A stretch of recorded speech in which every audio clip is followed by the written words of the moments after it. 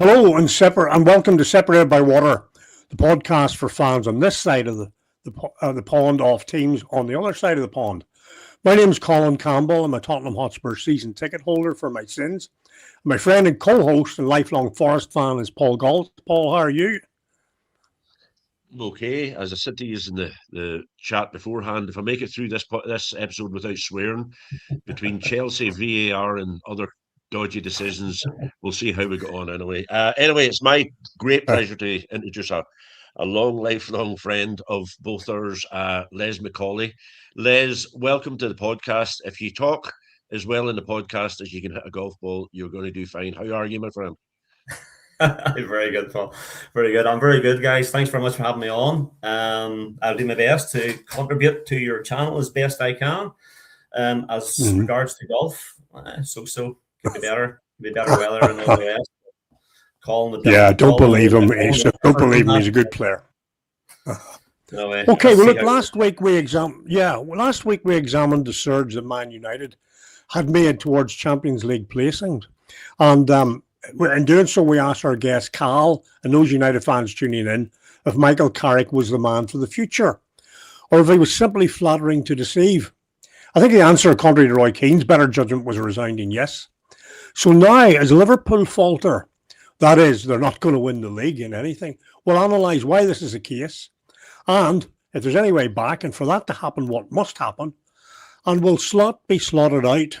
So that's where we'll come to, you managers and the tenuous lives they have. Okay, thanks, Les. Over to Paul. Yeah, well, Les, I have to start. I always knew you were a Liverpool player when we were playing golf together. You said we'd have the chat about it. But tell, for everybody else's benefit, why Liverpool and what's your first memory of seeing them? Oh, well, first memory is I've been a Liverpool fan all my life, basically. From what I can remember, the stories that my father told me, it's quite a funny story, actually. 1977 European Cup final was their first European Cup final win. They beat Borussia Mönchengladbach 3-1 in the Olympic Stadium in Rome. Basically, what happened there was the final whistle went. My father lifted me, apparently. I was a young 6-year-old boy at that time, threw me up in the air. Apparently, my head hit the ceiling. And from then on, it was ingrained in me that I was a Liverpool supporter. So good story. Good memory. Well, then briefly, just he tells me about, but obviously me hitting my head, I can't remember a thing. Yeah, well, you probably ended up supporting him without the bang in the head, I would say. Last year, Slot got off to a cracker, Les, and everybody thought it was just going to be the same status quo, keep on winning. How would you describe your season this far, and has it? I guess I'm asking a silly question. Has it met your expectations? Well, it's the obvious answer to your second point there is no, it hasn't met my expectations. As regards to Slot, my opinion on it is like he took over from an absolute legend of a man who is Jürgen Klopp. So no matter what man came in there to do that job, it's always going to be a difficult job to do, given all Liverpool supporters, I know it. I know a lot of my friends would have all said that, we don't want the Alex Ferguson effect to kick in whenever Slot comes in. We don't want him to be an absolute disaster and get sacked after, 2 months. So I think for him to go on and do what he did, I think was a huge achievement. At the end of the day, you can say it's whoever's team or whoever players is there, but you still have to go out and coach them and do it. And I think it's a huge achievement for him. So, yeah, but that's where I'm at with that. So, yeah, next, please. Okay, yeah, interesting. In the summer, as I can remember, we were walking the fairways or in the rough looking for my ball. And at the time, Liverpool were spending a fortune. And I think we all thought, including yourself, that they were going to be a shoe-in for this season's championship. Now, notwithstanding the Jota tragedy, and it certainly was, I think we all agreed that the team after the signings was stronger. So, what's happened? I agree with you. I think there wouldn't be too many people or Liverpool supporters who would disagree with you. I think we looked really strong after the signings. There were signings I feel that we needed. given the players that left, like the Trent and that. We needed to strengthen. It was always going to be. I hate saying that is transitional season because it's such a cliche, isn't it? I hate saying it, but that's the way it's turned out. Unfortunately, after the first 5 games, I felt we were on track, albeit if in hindsight you look at them games, we won them pretty much last minute and all that. But I still felt the squad was there; it was good enough to compete. Where did it go wrong? I don't solely put the blame at the manager's door here. I think it's a change from within, and it has filtered through the entire club. Certainly, losing Jota, I think has had a huge effect, and probably a bigger effect than most of us could imagine. We don't know because we're not inside the football club. Experience what everybody else is experiencing, though I do feel it has had a huge effect as regards to that. But money spent wasn't really that much money in the end up. It was like net spend was something like 64 million. So in comparison to others, like Man United spent 214 million, their net spend was 214 million. So I think for them to be where they're at is probably a fair reflection, given if you want to go on financials alone. But if we're talking about Liverpool, certainly have underachieved. I think players have fell off. Certainly Salah has dropped off. People would say it's down to the manager and all the rest. But I don't know about you guys and your clubs, but I always feel players have to answer for everything. I hate everything going back to the coaches or to the managers, but I understand why. But I always feel the players have to always stand up and be counted. That's where I'm at with that, guys. So that's my opinion. I agree. What do you think? I agree with you, Les. I think there's far too much emphasis on manager. But at the end of the day, these guys have to turn up for work, And Yep. I do acknowledge Jota. If we all lost a best friend, you'd be devastated for months and weeks, and looking at his locker every day when you go into the changing room. I've no doubt that is a factor. There's no doubt in my mind about that. But clearly there is something wrong. There's problems there. Are the problems at the back? Are the attack or the defense, or is it both? Or where do you see the loss of form? Yeah, well, I think a lot of people would agree with me. Not signing Mark Gahey whenever we should have done. I know that was Palace pulled out of that deal, really. Not signing another defender even in place of Gahey, I think has definitely come back to bite us. It's throughout the whole team. It's not just they always say the best form of attack is in defence. So I feel that our defence has been weakened by not signing somebody else. Kirkes hasn't really, at the start of the season, hadn't really slotted in the way we thought he would. But you can't fault any of the players that Liverpool bought. I can't fault any business other than the Isak decision. I feel if Jota was still here with us, Isak wouldn't have been bought. End of, because he would have had his 2 strikers and Hugo Ekitike and Diego Jota. And I think that would have been our top 2 there, certainly up front. Defensively, I just feel that it's throughout the whole team. The midfield isn't gelling. I hate blaming injuries for stuff because I think squads nowadays, other clubs have big squads. Everybody has good squad depth. So it's a team effort. It's all for me. It's always a team effort. If a right back needs help, the right winger has to come back and help. Salah, I feel, has dropped off a bit. I know we're going to talk about him in a minute. And there's other factors there too. Do we blame the manager? Maybe tactically he's got a few things wrong, but I feel that maybe he's had to change things. He's been forced to change things. Certainly formation as well, because when he come into the league, his formation was 4-3-3. It was one of the main reasons, and it's publicly known that he was brought in because it was a similar style to Klopp's. That's changed, and I think it's been forced onto him. So yeah, I think it's a bit of everything really, and it's accumulation of a lot of things. You can't. It's difficult to pinpoint it onto one thing, in my opinion. Yeah. So, I know what you mean. It's almost like a malaise, that you can't. And I felt that was. I thought a snapshot of that was the game on Sunday, where Liverpool didn't seem to be firing. I had predicted, I think last week's podcast, 4-5. I was worried that Spurs would lose their goal difference advantage as a result of this match.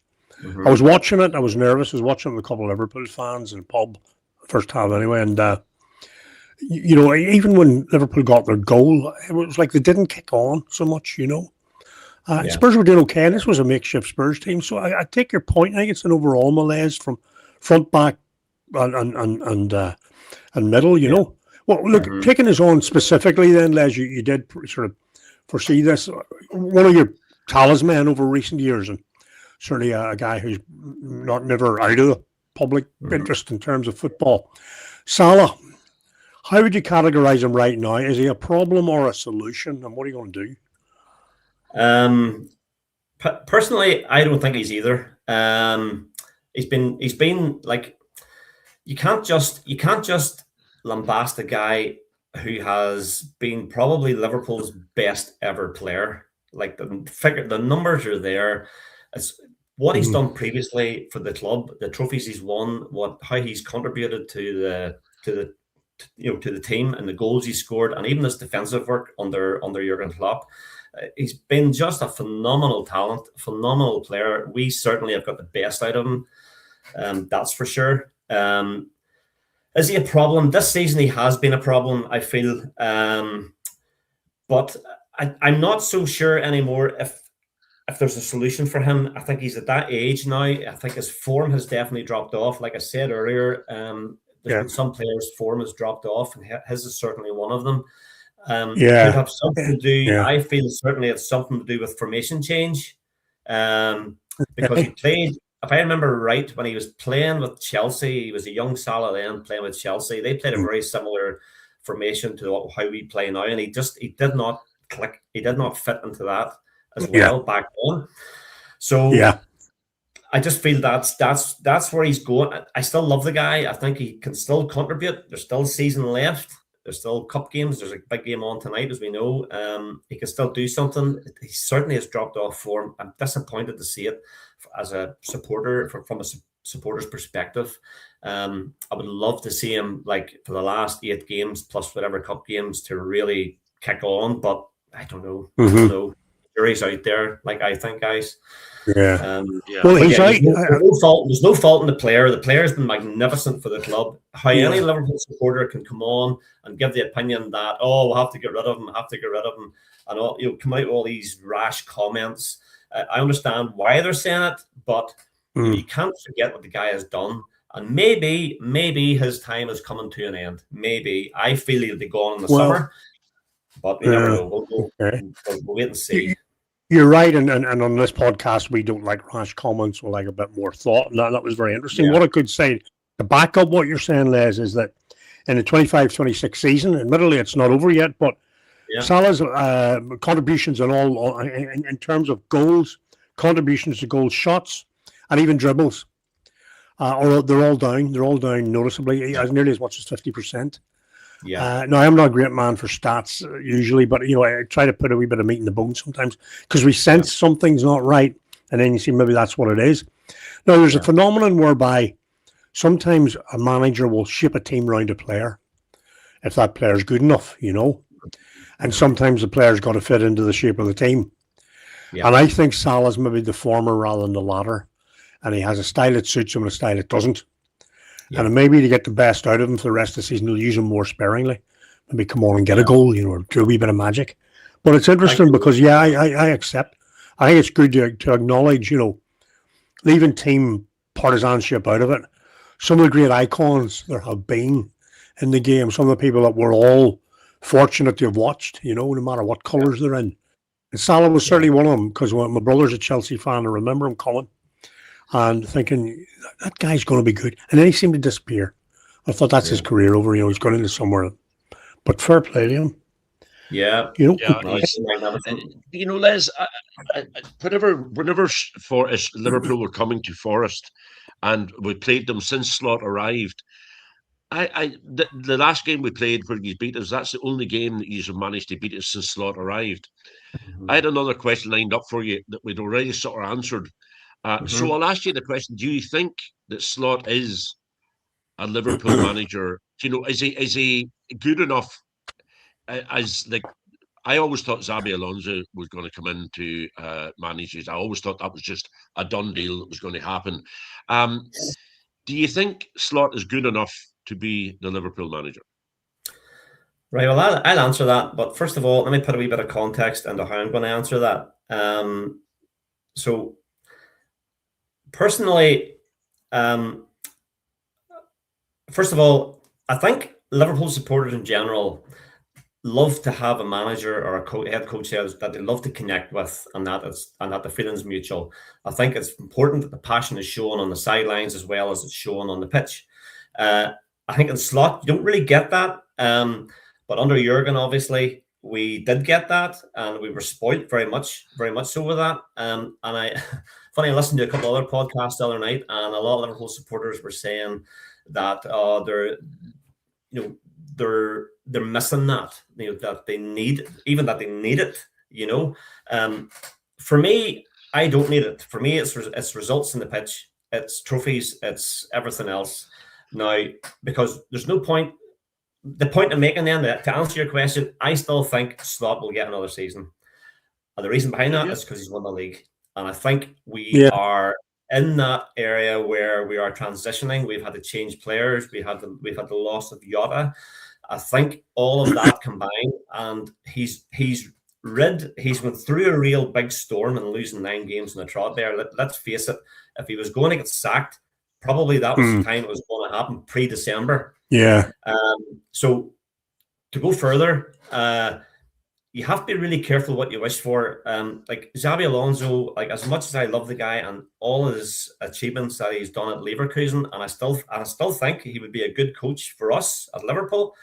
But I still think there's mileage in Slot. I still think he could still emulate what he did a year ago. You don't become like this.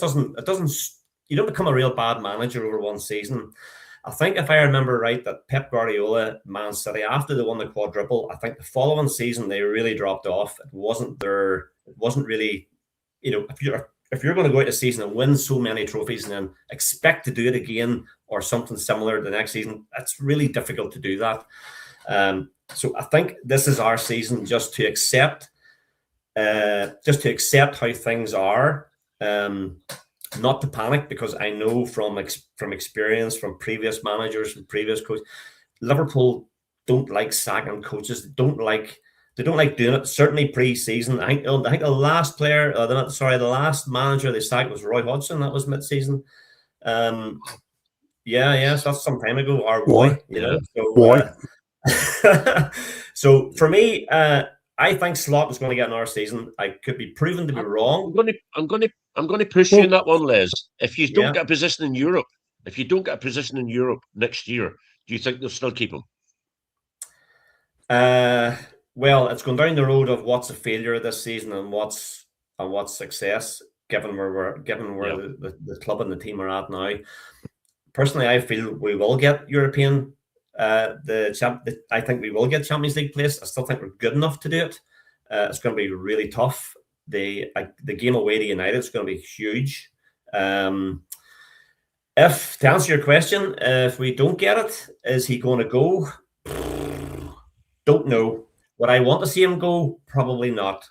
I'm just one of them guys. I'm an optimist. I'm a supporter who likes to be optimistic. I don't see a bad manager there, guys. I don't see just a like bad me. coach.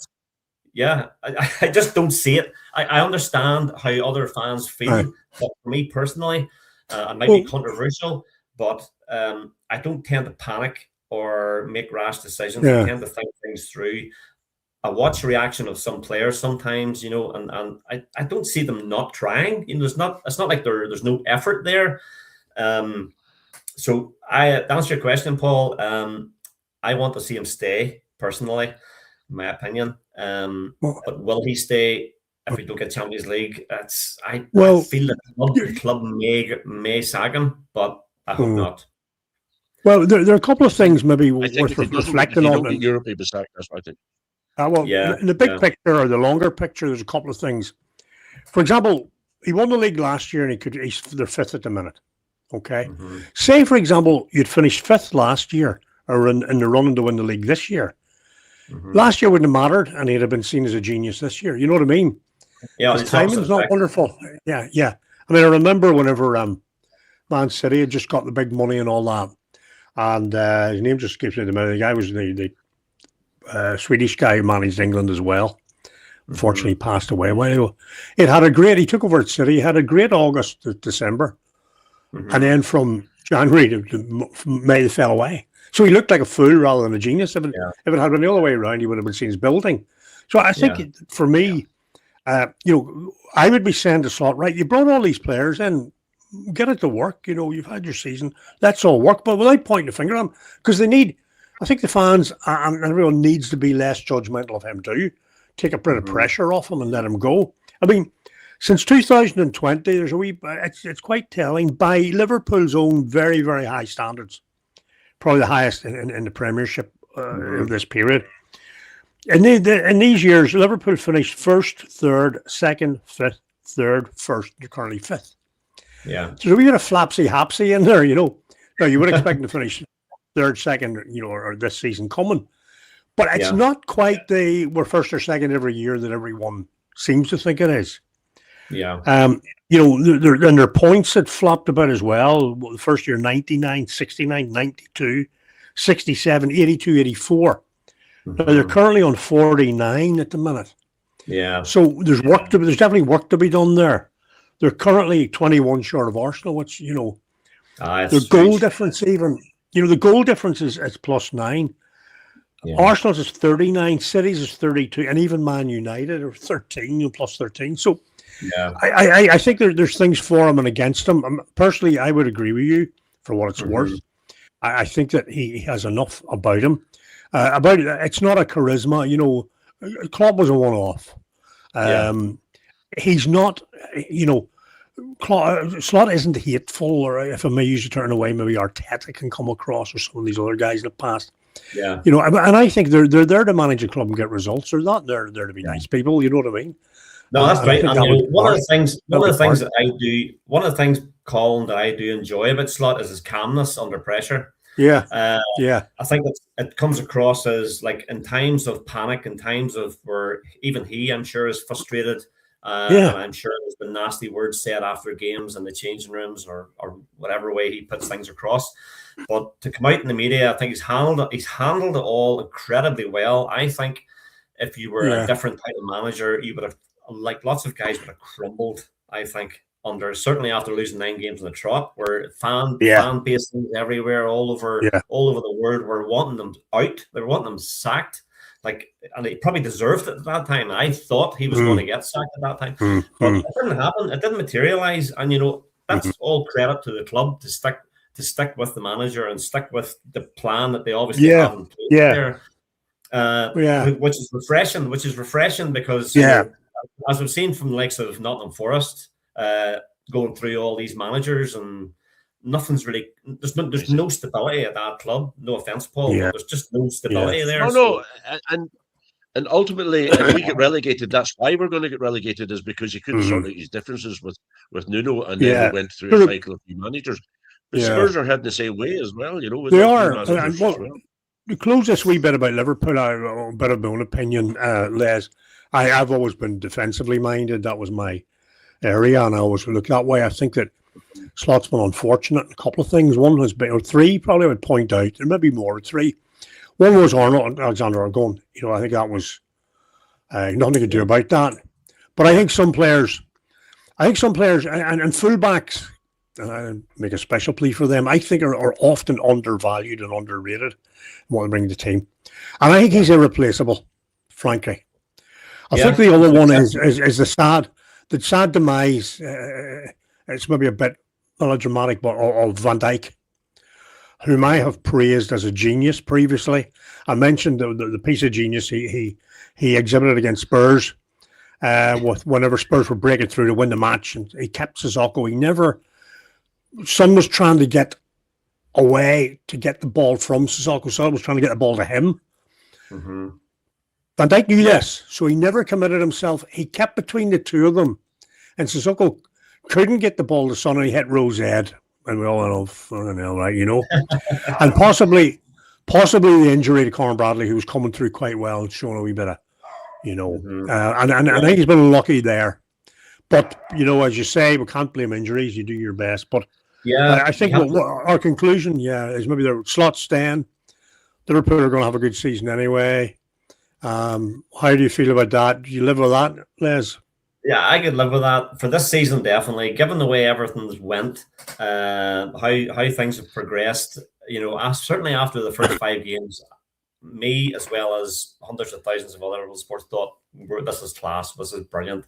We're playing fast-flowing football, and the huge change from that to this, from the 6th game, I can't remember what match it was, but it was just like night and day. It was like flicking a switch like that, and it was just going downhill so badly, so quickly. I'd take a top 4 finish, top 4 or 5. Give me Champions League right now, and I'll cut your hands off for it. Fair enough. So would I. Do well in the FA Cup or something. It's all we can hope for now, you know. And then it's all there, again. Think about us. It's there. Yeah, it's all in front. Okay. You know, so.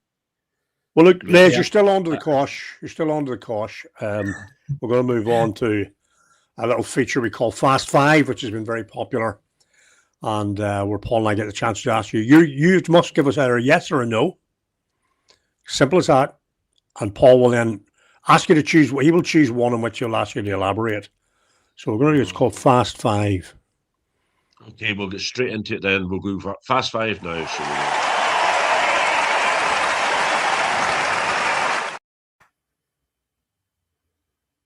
Help me. Okay. Les, will Liverpool win the Champions League? No. Les, will Liverpool qualify for next season's Champions League? Yes. Okay. Les, will Salah be at Anfield next season? No. Will Slot see this season out as a manager? Yes, definitely. Yes. Okay. Les, if there was one player you could buy, I'm not saying the name, but would one player that you could bring in, would there be one player now you could bring in who you think would change your whole season? Yes 100%. Valverde from Real Madrid. Give me that player, please. Right. If there's a God in heaven, give me that player. We'll phone him up now. Okay, Paul, is there one of those 5 you want him to elaborate on? Could be any of them. Yeah, sure. Tell us about this player you want to sign so badly. Tell us why and how good he is. Well, I've been a long time admirer of Valverde from Real Madrid. Like the man, he sounds like a Portuguese wine, by the way. He does, doesn't he? It sounds actually quite nice. Yeah, I can have a good night with that there. Definitely. No, listen, the man. To be more serious about it, the man has got an engine like that can run forever. I think we have missed that Stevie G type of player who can run forward, who can run back. I know some people say that Szoboszlai is very similar in them terms, but Szoboszlai is more of a right-sided midfielder. I think Valverde is an all-round box-to-box midfielder. He will run forever. He never gets injured. That's another thing. He hardly ever gets injured. Yeah. And he scores goals. He defends. He does. He's the complete. For me, he's probably one of the best midfielders in the world right now. I love him to bits. I would love to see him in Liverpool. I think he would fit in perfectly there. Probably at the expense of maybe McAllister. May have to drop to the bench if he was to come in. Right. But yeah, that's the guy I want. 100%. That's the guy you want. Fair enough. Comment section is very quiet today. If you have any questions for Les, drop them into the comments. And just at that, the comment comes in. Les, quick question. There you go, Les. Answer that for us. Do you think Slot will leave?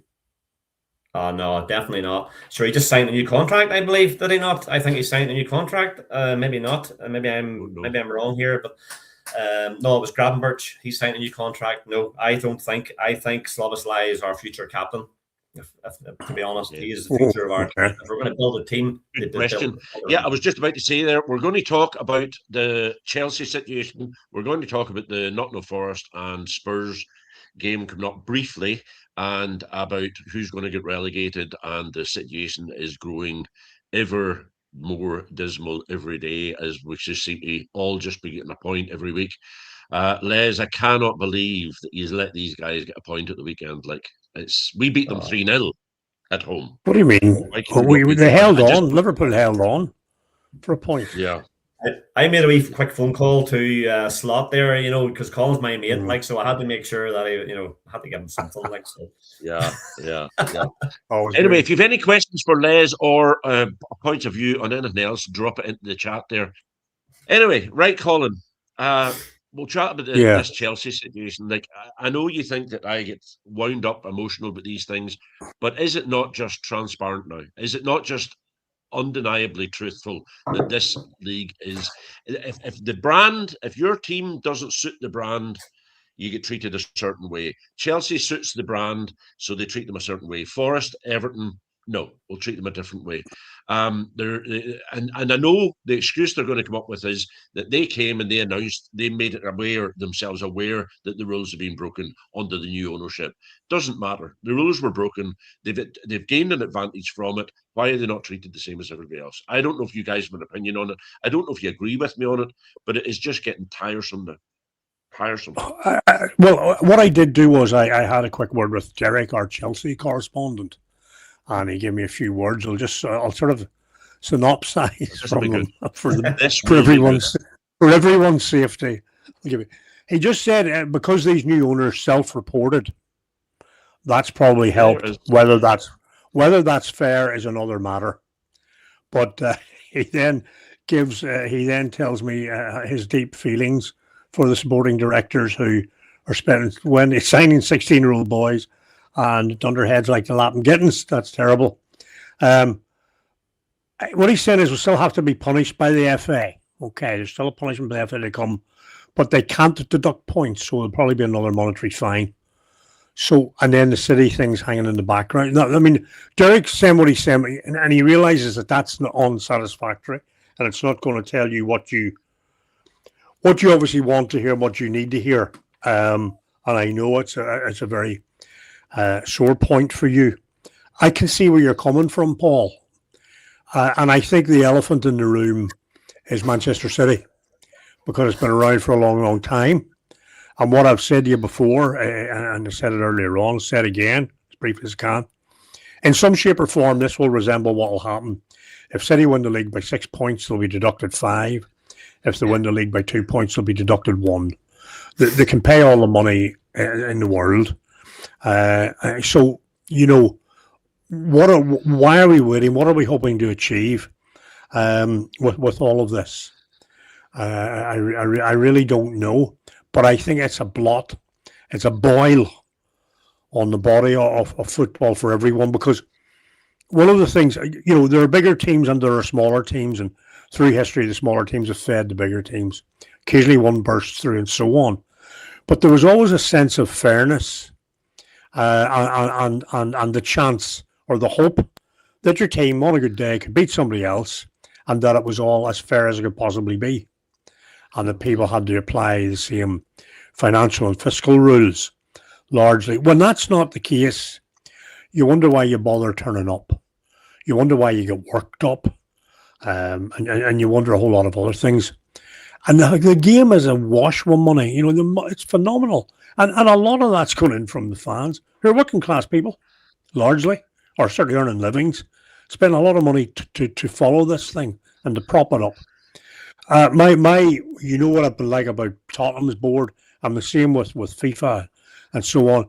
I don't know where these people have come from or where they're going to, but they seem to have got the fundamental things wrong, and that is about the sense of fairness, fair play, and giving people a chance. That's all I can really say. I know that's very general, but I don't have enough specific knowledge of any of the cases as yet, just what we've been reported. Liz, do you have a point of view on it?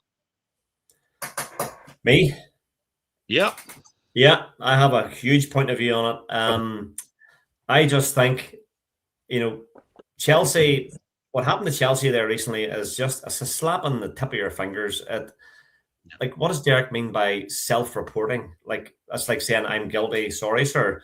It's Yeah. the whole system, the whole FA, the whole financial end of things, the laws, the rules with FIFA, from what we've seen from FIFA, UEFA, even we haven't even seen much from them. But the whole thing for me is, albeit controversial, it's as corrupt as can be. It's so much money in football. I know lots of supporters, Liverpool supporters, Chelsea supporters, other supporters who have stopped watching, stopped supporting their clubs, even. So they say anyway, but I would believe them, because football has ruined the game. And also it's become unaffordable for a lot of working class families. Like you said, Colin, it's a lot of working class people here earning livings. They have to shell out lots of money. Football tops everything. But as regards to, like, you've got poor Everton, you've got Nottingham Forest getting done for these things, points here, and Chelsea. And don't forget others. Sheffield Wednesday have been decimated. They've been ruined. A once great club. So, and there are others in the leagues as well. Leicester, QPR years ago were hit with I think it was a 5-year transfer embargo. 5 years. You're not allowed to sign a player, spend money on a player for 5 years. And this is what they do to Chelsea. And the thing is, guys, they're not even disguising what they're doing anymore. They're not even trying to dress it up to something else. It's as obvious as the nose in your face.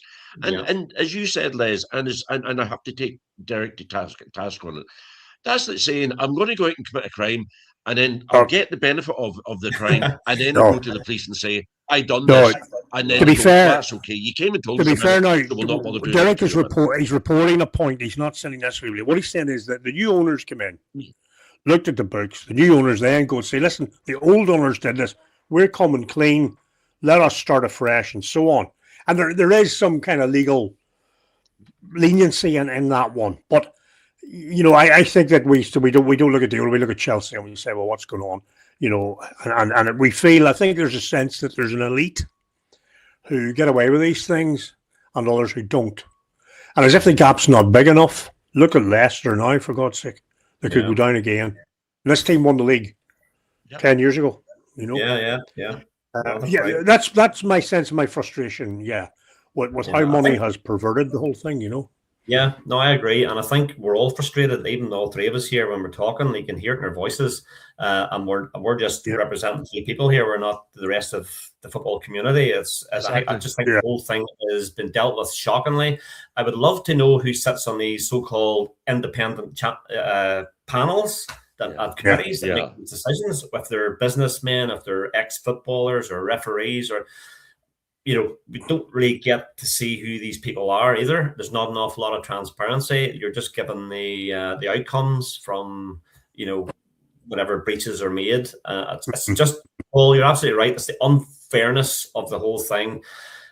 Everybody is waiting on anticipation. We had a conversation recently there, me and a couple of friends, about the Man City situation and how it's taken such a long time.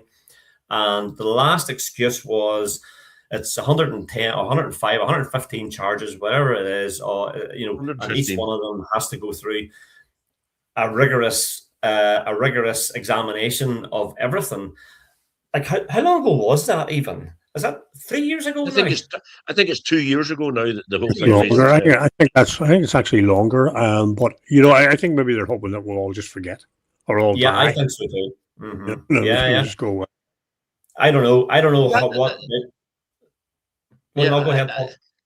No, and I'll just say, Ninja, we will get to your question. There's another question there for you, Les, about Liverpool, and We'll do that when we finish that. That gives us a segue into. I actually believe, and I know it's going to sound like sour grapes, but I believe it's actually filtering down through into decisions on the pitch. When the top six or the big six are playing, or indeed, I think like the goal that was disallowed for us the other day, it was literally a toenail. The offside is absolutely, it's ridiculous. It's gone absolutely ridiculous now, and it's unfair. And I think the decisions go for the bigger clubs, and the smaller clubs don't. And they keep on just. I keep saying it on here. I keep saying the same thing on it, and there's no point. And in some way, the championship seems to be. It's I'll be gutted if we're relegated, and but I think ultimately we will be relegated now, and that's not just down to VAR or anything else. It's down to bad decisions by our ownership. It's down to the fact that we can't score a goal. But ultimately, that goal against Fulham the other day should not have been disallowed. The penalty, 50-50 whether it should be disallowed or not. But it just seems to me that they'll go as far back as they want with a VAR decision until they get the one that they want and say, no, we can't allow that goal. Which moves us finally into Nottingham Forest and Spurs. Colin, the last time we chatted about this on here, you said you thought Spurs were going to go down. Do you still think that? Less so. A couple of reasons. I was very, very, very heartened by the performance on Sunday, which was a team of fringe players. I thought the young lad, the Brazilian, Sousa, had a great game. I think Richarlison, for whatever happened to him, had a good game. Maybe that's where he's at his best, where he's belligerent and badgering the defenders and getting in their way. I thought he jumped extremely well at a corner for a goal. He nearly had a couple of goals, but the one he got, we're delighted about. I feel more heartened. How could it not have been with 6 or 7 defeats in a row? I feel more heartened by that performance. But, we're at home to Atletico Madrid tonight, and then obviously home to Forest on Sunday. And really after those two, can we still go down? Yeah, absolutely. And the thing, Blaise, you're saying, what worries me about West Ham is they seem to be, of the teams, they seem to be coming into a bit of form. Their current form, we did a wee grid a couple of weeks ago about form, injuries, the mathematical side, and so on. And they seem to be of current form better than the rest of us. Now, I would argue that last Sunday, Tottenham's was the best point of all the teams who got a point. And Forest was probably the worst because they were at home to Fulham. Leeds away and West Ham with City, I think, were good points. But I think Tottenham's was good to go to Anfield and get something. Now, I think that's helped Tottenham's morale. Just at the moment, something needed to happen. As I said before, out of nothing can come something. And that's what I was hoping for. I just hope we don't make a balls of it, tonight and on Sunday, because that's where the real hard work will be done. What do you think of the bottom end of the league? You're too busy looking for their Champions League place. Believe it or not, this time last year, Forest were 3rd in the league, and now we're in 18th place, or 17th place, I should say. What's your view on the bottom of the league? What's going to happen? Yeah, Paul, you see, I think the sacking of Nuno, everything changed after that for Forest, I feel, in my opinion. Yeah. I thought you had a terrific manager, a terrific coach, good with players, but unfortunately you have this guy running your football club who just will do whatever he wants when I honestly think if he wakes up in the morning and he's in a bad mood, somebody's getting sacked. If he doesn't have his right breakfast in the morning, somebody's getting sacked. It's so moody and so off the cuff. When you go down, I think both Forest and Spurs could go down. It's possible. Personally, I have a soft spot for both clubs. My mother was a Nottingham Forest fan when she was with us. Wow. Spurs, I've always had a soft spot for Spurs. I always loved Ozzy Ardiles, Leon Hoddle, Chris Waddles. Spurs were always a terrific football team. So they were always good. They're always a good team to watch, and I kind of follow them a bit too, So I don't want both of these to go down. If anybody is going to go down, I would love West Ham to go down. I just do not like the club. I don't like how. I don't even. If there's any West Ham supporters, please come on here and tell me I'm wrong. But they are so jammy and so lucky. I don't know. They deserve to go down. Let's put it like, I feel they deserve to go down. We'll agree on that. We all know what football can do. It can throw spanners. It can throw everything. So here's hoping, guys. Here's hoping. Yeah, hope. Okay, that sort of sums it up. We'll do, Colin, I'll do a prediction then. I'm going to put this last question to you, Les. Right, Colin, predictions for the weekend. Prediction for the weekend. 2-1 Spurs. Les? Ooh, I'm going to go for a draw, 2 each. Yeah, I think it draw could be a written draw. over. I actually would take a point at the minute, but I just don't know. Colin, are you going out of Europe tonight? Yeah. Thanks for asking. I don't think there's any way back, and I don't think we're taking it that seriously tonight, to be honest. Good luck to all the guys who are going.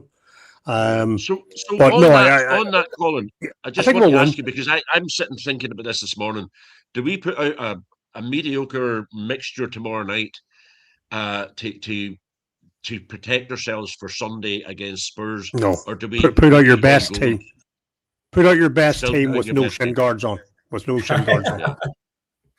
No, but on a serious note, what do you want to do? Do you like if you were still in your tie, 1 goal down, just what do you do at this stage? Do you throw everything out? Oh, you're asking me? Sorry.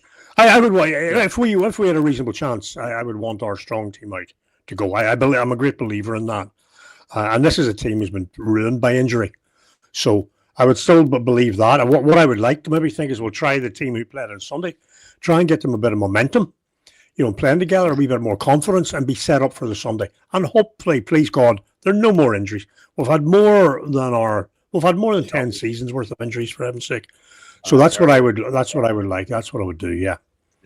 And maybe a few coming back on the bench. Guards, that would suit me very well. We're doing a watch along on Sunday. We've never tried that before. Colin's going to dip in and out of it, I think, as he can. So Anna Dehal is going to do it with my fellow Forest supporter. We've never done it before. We were hoping that Colin and I could do it together, but it just wasn't to be. Hopefully you will join us for that. I put it up on our socials. Les, you've been fantastic. One final question for you. Thank you. Do you think you'll go the distance in the FA, or is Arsenal too strong this season? And should you be worried about the quadruple as well? Yeah, I think we could go. We can go all the way. It's the FA Cup. What can you say about the FA Cup? Anybody can win the FA Cup. It's cup football. It's on the day. That's why we all love the FA Cup, because I love it. It's unpredictable. Form goes out the window usually. There's been so many upsets this year already. So to answer the question, I feel we can go all the way. We have every good as chance as everybody else in it. So why not? Why not? We certainly have the players, we have the squad to do it. With goals in us, we just need to learn how to score goals. If we can start putting the ball in the back of the net, then let's go. We can do it all the way. Yeah, what about I called this wee wonder star at Arsenal? You have to be worried about him. He does look good, doesn't he? He looks fantastic. I know you're not going to compliment an Arsenal player, but you said I'm worried about the quadruple, not half as much as I am, and I'll have to congratulate them if they do. But there's hope yet.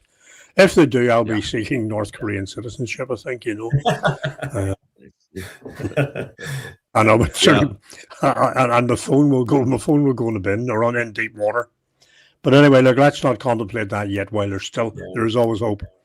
The wee lad's doing okay. Yeah, sure. Long way to go. I was more excited Les, by the two. Thank you very much. You've been a wonderful guest. Les,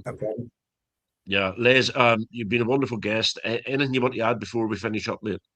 No, listen, guys, thanks for having me on. It was good fun. I enjoyed it. Hopefully, you'll get me on again sometime. There's lots of topics we can talk about. So, I hope I've made a good contribution. I hope everybody's enjoyed it. So, let's go again sometime. Brilliant. Thanks, guys. 100%. Yep. Thank you. 100%. We'll have you on again. And we're very lucky. Very lucky. Colin, you want to add before we go? Yeah, just we're returning it around and come on, you Spurs, basically, and let's do tonight and let's do Sunday and let's keep going to the end of the season. Yeah. And hopefully you will dip it out with us whenever you can on Sunday, Colin. Not only if you're. I'll do my best. I'll do my best. I think it could go either way. I think this is a 6-pointer, and I think it could be season defining. Whoever wins it on Sunday, we'll just have to wait and see. Anyway, Colin, thanks very much. Les, thank you very much. We will have you on again. I can tell you that now. You've been a great contribution, and thanks very much. And I do hope that you get a position in the Champions League. And okay, thanks very much. If we don't see you next time, we'll see you soon. Thanks very much. Take care. Cheers, guys. Thanks, Les.